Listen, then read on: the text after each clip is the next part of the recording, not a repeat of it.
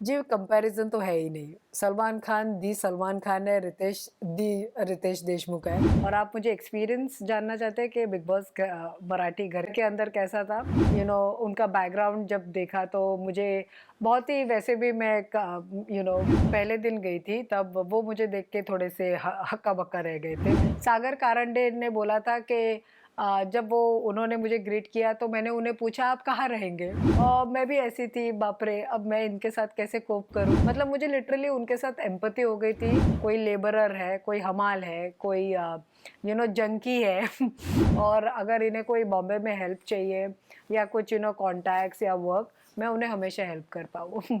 मुझे वैसी फीलिंग आई ऑनेस्ट। तो वैसे भी मैं वहाँ पे रह नहीं पाई और जियो और एंडोमॉल से मेरी बात चल ही रही है। बिना बातों के मुद्दे नहीं उठाऊँगी, बिना बात के चिल्लाऊँगी नहीं। जी, पहले तो मैं बताऊँगी कि कोई कंपैरिज़न है ही नहीं और रीजनल में ये मराठी का छठा सीज़न है, तो फ़र्क तो होगा ही। मैं कहूँगी Marathi big boss I think 3 out of 5। वो तो मैं रितेश से ज़रूर पूछूँगी।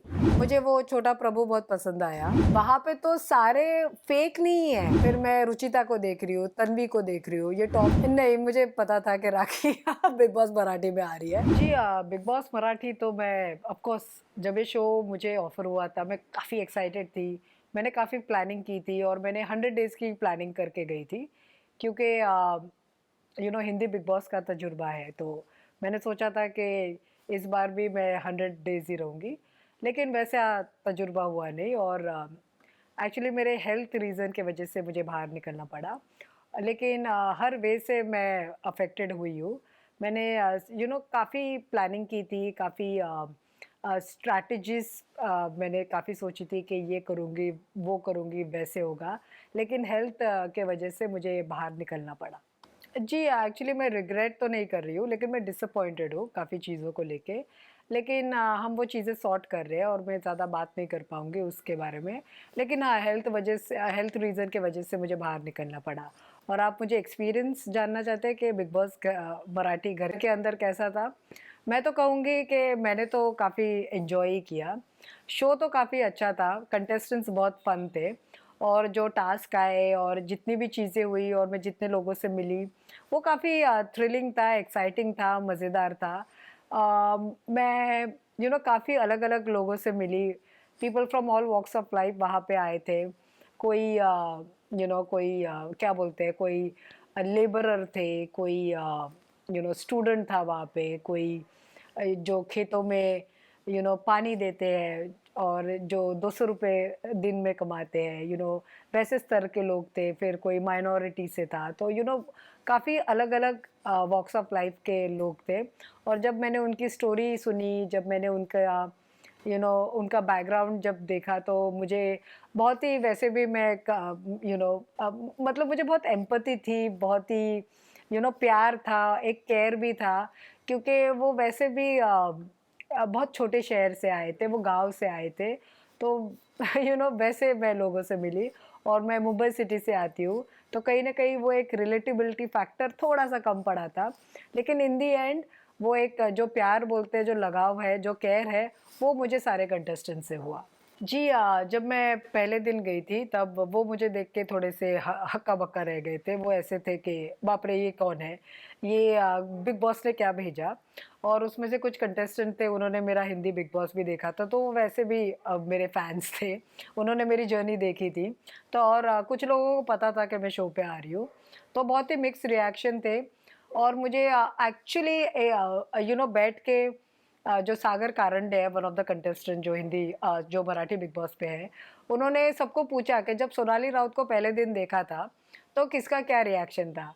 तो मुझे एक कंटेस्टेंट ने बोला कि जब मैं आई थी मैंने उसको हाय बोला, उसने बोला कि बिग बॉस जो मुझे याद नहीं है, बिग बॉस आप ज़रा बेटर कंटेस्टेंट्स को भेजिए, ये मेरा रिएक्शन था, ऐसा उसने कहा।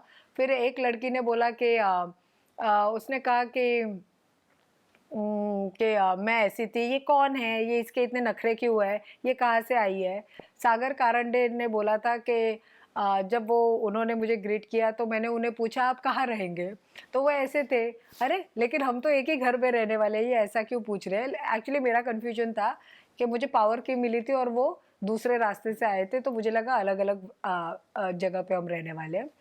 और काफ़ी कंटेस्टेंट्स ने अलग अलग मुझे रिएक्शन दिए, किसी को अच्छा लगा, किसी को इतना अच्छा नहीं लगा, तो वो एक रिलेटेबिलिटी फैक्टर नहीं था। और जब मैंने उन्हें देखा मैं भी ऐसी थी, बाप रे अब मैं इनके साथ कैसे कोप करूं। और ये लोग बहुत ही अलग अलग बैकग्राउंड से आ रहे हैं, और मेरा रहन सहन, बातें करना, सोच, झगड़े करना, मतलब मुझे लिटरली उनके साथ एम्पैथी हो गई थी। और उनका जब मैंने स्ट्रगल सुना, मतलब किसी को थैलेसीमिया है, किसी को हेल्थ इशू है, किसी के डैडी स्विगी में डिलीवरी बॉय है, कोई लेबरर है, कोई हमाल है, कोई जंकी है कोई किसी की मॉम हॉस्पिटल में वॉशरूम क्लीन करती है, ये ऐसे स्तर के लोग वहाँ पे आए हैं। तो जब मैंने उनकी स्टोरी सुनी, उनका जब स्ट्रगल सुना, एक ने बोला कि फर्स्ट टाइम उसने स्टेज देखा है, उसने माइक पकड़ा है। तो जब मैंने सबकी स्टोरी सुनी, मैं तो मैंने वो, मेरे मन में वो वैसी बात ही नहीं आई कि मैं इनके साथ झगड़ा कर पाऊँ या इन्हें वो एक टक्कर दे पाऊँ। वो वैसे भी स्ट्रगल कर रहे हैं और मैं कहाँ जाके इनके साथ भिड़ूँ। मुझे तो इनफैक्ट लगा कि मैं इनकी कैसे भी करके जब ये शो से बाहर निकले, इन्हें मैक्सिमम फ़ायदा हो शो से। और अगर इन्हें कोई बॉम्बे में हेल्प चाहिए या कुछ कॉन्टैक्ट्स या वर्क, मैं उन्हें हमेशा हेल्प कर पाऊँ मुझे वैसी फीलिंग आई ऑनेस्टली। शायद मेरे लिए मराठी बिग बॉस सीज़न ये सही नहीं था, सो आई थिंक। और मेरे हेल्थ पे भी आया, तो मुझे वॉलंटरी एग्ज़िट लेना ही पड़ा। तो वैसे भी मैं वहाँ पे रह नहीं पाई, और जियो और एंडोमॉल से मेरी बात चल ही रही है। तो अभी देखते हैं कि कैसे ये आगे। और इनफैक्ट मुझे जियो ने पूछा भी कि आप वापस जाना चाहती हो क्या, क्योंकि आप हेल्थ के वजह से आप बाहर निकली हो। लेकिन मैं I don't think so I am planning to go back. लेकिन या रीजनल बहुत अलग है एज़ कम्पेयर टू हिंदी। नहीं, काफ़ी सारी और चीज़ें हैं, लेकिन हम एक्चुअली एक प्रोसेस में हैं, तो काफ़ी सारी चीज़ें क्लियर होने में थोड़ा टाइम लगेगा। जी, मेरे हिसाब से जब मैं रीजनल में गई, मेरे हिसाब से ये मेरा पर्सनल कॉल है। अगर आप वैसे ही वॉक्स ऑफ लाइफ के लोगों को बुला रहे हैं, आपको उन्हीं के साथ कंटिन्यू करना चाहिए, क्योंकि हर कोई एडजस्ट नहीं कर पाएगा। क्योंकि काफ़ी सारी चीज़ें रहती है कि हाइजीन रहता है, फिर बोलचाल का, फिर कोई उतना आप लाउड नहीं हो सकते, किसी के लिए वो बहुत बड़ी अपॉर्चुनिटी है। तो ये वो एक डिफरेंस तो है, एक क्वालिटी ऑफ द कंटेस्टेंट्स। मैं वहाँ पे एक बात कहना चाहती हूँ। वहाँ पे थोड़ा-सा आई थिंक चैनल और प्रोडक्शन को ध्यान देना पड़ेगा। और मैं कहूँगी कि अभी इन्फ्लुएंसर्स तो अभी काफ़ी बड़े हैं, वो एक ही लेवल पे है। अभी सेलिब्रिटी मतलब सभी अभी एक ही लेवल पे आ चुके हैं, तो उसमें आप कुछ नहीं कर सकते, क्योंकि YouTubers, influencers, social media personalities, experts, वो काफ़ी सोशल मीडिया एक्सपर्ट्स वो काफ़ी अच्छा कर रहे हैं। उनको पॉपुलैरिटी भी मिल रही है, लोग उन्हें पसंद भी कर रहे हैं, मास भी उनसे कनेक्ट कर रहा है, तो उन्हें चांस और अपॉर्चुनिटी मिलेगी। और उनके लिए ये बहुत बड़ी अपॉर्चुनिटी भी है। उन्हें सिर्फ रियलिटी शो नहीं, उन्हें फ़िल्में भी मिल रही है उसी बेसिस पे। लेकिन मुझे नहीं पता, ये एक ट्रेंड चल रहा है जो बहुत जल्दी फेड भी हो जाएगा। लेकिन कहीं न कहीं वो एक डिफ़रेंस है सेलिब्रिटीज़ और नॉन सेलिब्रिटीज़ के बीच में। और थोड़ा-सा एडजस्टमेंट और हाइजीन पे कॉम्प्रोमाइज़ हुआ है। तो आई थिंक मैं कहूँगी कि टेक तो यही है कि बहुत बड़ी अपॉर्चुनिटी है, लेकिन कहीं न कहीं मुझे बहुत वो फ़र्क दिखता है। जी, मेरे अंदर एज़ अ कंटेस्टेंट ये मैंने देखा कि मैच्योरिटी है, एक्सपीरियंस है, एक्सपोज़र है, और काफ़ी सारा तजुर्बा है हर चीज़ में।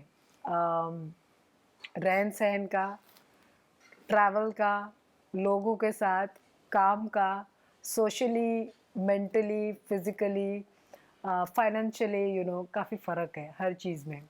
बहुत लोग वहाँ से मतलब पहली बार स्टेज पे वो खड़े हुए थे, वो फ़र्क है। हम तो सीज़न्ड हैं, तो वो मैंने फ़र्क देखा। और मैं आई थिंक काफ़ी इवॉल्व्ड हूँ। बिना बातों के मुद्दे नहीं उठाऊँगी, बिना बात के चिल्लाऊँगी नहीं। ड्रामा के लिए कुछ भी, कोई भी हद तक नहीं जाऊँगी, तो ये एक फ़र्क है। और टारगेटेड तो मैं हमेशा रही, एक्चुअली प्रेज़ेंस मेरी है, स्ट्रॉन्ग प्रेज़ेंस है, तो नोटिस तो होंगी। कुछ लोग पसंद करेंगे, कुछ लोग नहीं करेंगे, कुछ लोग कनेक्ट करेंगे, कुछ लोग नहीं करेंगे। लेकिन in the end I am here for love. और being an artist, I think प्यार बहुत इम्पोर्टेंट है ऑडियंस से, लोगों से, कंटेस्टेंट से। और शो अच्छा करे यही है। और हम भी अगर शो पे जाए तो कंट्रीब्यूट करें चीज़ें, लेकिन कभी-कभी कुछ चीज़ें हो जाती है तो आई वुड से यही कि मैच्योरिटी है और पता है कि कहाँ पे क्या करना है। और जब वो एक फ़र्क आता है फ्रेशर्स एंड जिनको एक्सपीरियंस है, तो वहाँ पे थोड़ा-सा एक्सपीरियंस लोग थोड़ा-सा पीछे ही हटते हैं, क्योंकि ऑब्वियसली उनको उनका तजुर्बा है ना कि ये, और उन्हें चीज़ें समझ में भी आती है कि ये नए लोग हैं इसीलिए कर रहे हैं, क्योंकि जब हम नए थे हमने भी सारी चीज़ें की। जी, पहले तो मैं बताऊँगी कि कोई कंपैरिज़न है ही नहीं रीजनल का हिंदी के साथ, क्योंकि हिंदी के 19 सीज़न हो चुके हैं और रीजनल अभी अलग-अलग मतलब हिंदी सबसे ज़्यादा सीज़न्स हुए हैं और रीजनल में ये मराठी का छठा सीज़न है। तो फ़र्क तो होगा ही when it comes to production, when it comes to sponsors, when it comes to quality. I think फ़र्क तो है। पॉज़िटिव मैं ये कहूँगी कि हिंदी बहुत बड़ा शो है और हिंदी ऑडियंस हर जगह पे है। वो हमारे वक़्त 16 कंट्रीज़ में चलता था हिंदी। अब तो जब से ओटीटी पे आया है तो काफ़ी ग्लोबल बन चुका है। और रीजनल में तो it's a regional based, basically Maharashtra तक है। तो रीजनल ऑडियंस है और छोटे-छोटे महाराष्ट्र के इंटीरियर से लोग देख रहे हैं। इमोशन और मैं कहूँगी पॉज़िटिव हिंदी और मराठी के। आई थिंक हिंदी के पॉजिटिव में बोलूँगी, ऑफ कोर्स बहुत बड़ा शो है, पॉपुलैरिटी काफ़ी बड़ी है, हर कंट्री से लोग देखते हैं। आपको आप जिस भी कंट्री में जाएंगे लोग आपको पहचानेंगे, क्योंकि वो शो सारे कंट्रीज़ में जाता है। मराठी का मैं ये बताऊँगी, महाराष्ट्र बेस्ड है, रीजनल शो है और थोड़ा सा लिमिटेड है आई वुड से, लेकिन इमोशन पे बेस्ड है पूरा मराठी। और लोग बहुत ही फॉलो करते हैं, प्यार देते हैं और मैं कहूँगी कि बहुत इमोशन पे बेस्ड है। 5 5 ऑन 5 है, maybe 4 on 5, but I think 5। जब आप मुझे पूछेंगे मेरे वक्त Hindi Bigg Boss was totally rocking, like production से लेके, कंटेस्टेंट से लेके, क्वालिटी से लेके, and of course the Salman Khan, मतलब it was like on point. जी, अभी काफ़ी चीज़ें अभी बदल चुकी है और मुझे वो फ़र्क दिखा है और मैं कहूँगी कि प्रोडक्शन वाइज, चैनल वाइज है तो सेम ही, लेकिन I think quality of contestants और आई थिंक क्वालिटी ऑफ हर चीज़ में मैं कहूँगी कि थोड़ा सा कॉम्प्रोमाइज्ड है, मैं ये कहूँगी। मैं कहूँगी Marathi big boss I think 3 out of 5। Okay. वो तो मैं रितेश से ज़रूर पूछूंगी। सो आई थिंक मुझे नहीं पता वो क्या था। आई थिंक वो होस्टिंग तो बहुत अच्छे से कर रहे हैं, वो अपना काम ही कर रहे हैं और वो उनका सेकंड सीज़न है मराठी बिग बॉस। तो उन्होंने फर्स्ट सीज़न जब उन्होंने होस्ट किया था बहुत अच्छे से किया था और उनका वो शो काफ़ी सक्सेसफुल भी था। सेकंड जब मैंने उन्हें फर्स्ट एपिसोड में ही देखा, जब उनका फर्स्ट एपिसोड था, तब मैंने थोड़ा-सा अलग रितेश को देखा। मैंने बहुत ही गंभीर, बहुत ही इंटेंस, बहुत ही एंग्री रितेश देशमुख को देखा और मैं ऐसी थी ओके क्योंकि मैं थोड़े अलग रितेश देशमुख को जानती हूँ। मेबी लाइक वो होस्ट कर रहे हैं और उनको वो वैसा मेंटेन करना है या शो की रिक्वायरमेंट है या वैसे उन्हें दिखाना है लोगों के सामने, तो वो उनका टेक है।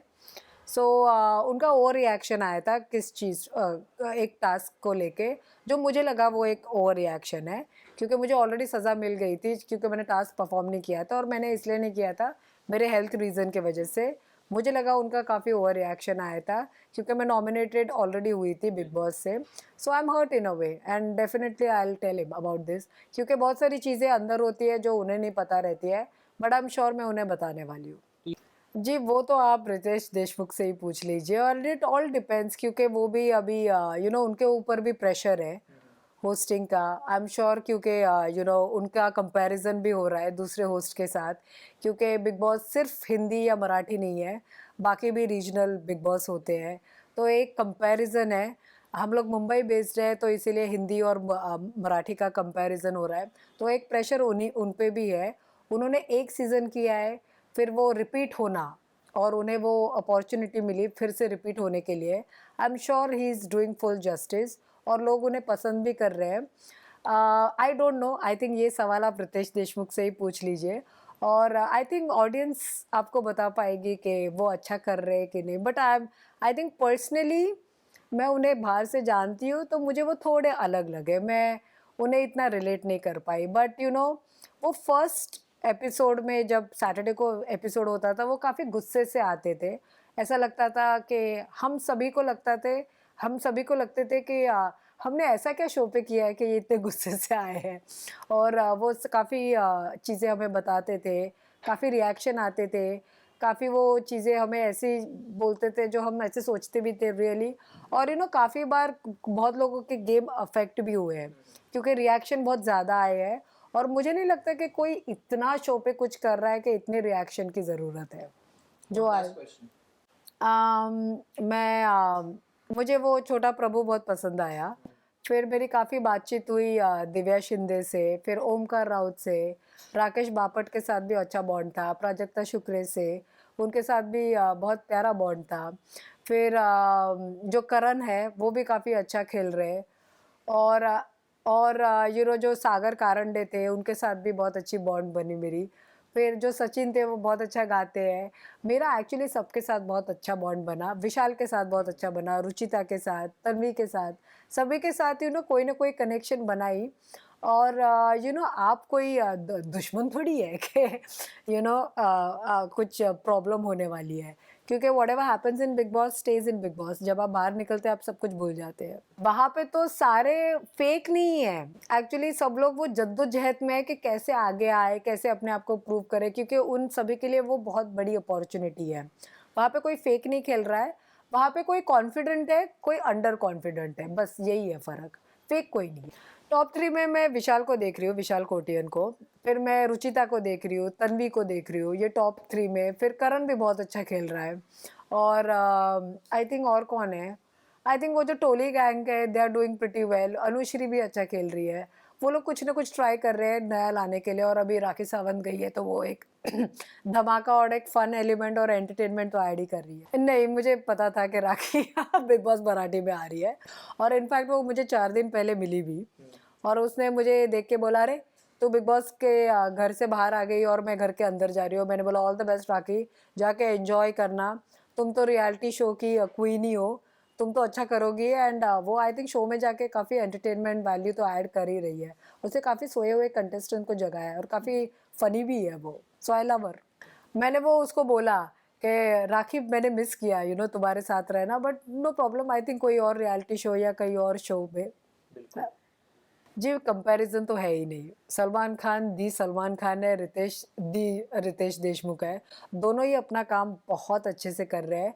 और मैं बताती हूँ you know reality show host करना मजाक की बात नहीं है, क्योंकि बहुत प्रेशर रहता है, कंपैरिजन रहता है। आप यू नो लोगों के सामने रहते हैं, फिर यू नो एक वो यू नो प्रूव करना, एंड फिर चैनल ने भी आपको रिपीट करना चाहिए, वो एक प्रेशर हमेशा रहता है होस्ट पे। सो आई थिंक दोनों बहुत अच्छा काम कर रहे हैं। और सलमान ने तो इतने यू नो शो तो होस्ट कर लिए। रितेश का ये सेकंड सीजन है, so I am sure Ritesh is also catching up, so but both are doing fantastic job. जी ऑन वैलेंटाइंस डे को मैं ट्रैवल कर रही हूँ, I am out of the country, मेरा शो है, सो मैं तो काम कर रही हूँ। और मैं बोल रही हूँ कि प्यार का दिन है, सो प्यार दो, प्यार लो, और मुझे ऐसे ही सपोर्ट कीजिए। और बहुत सारा प्यार एंड हैप्पी वैलेंटाइंस डे।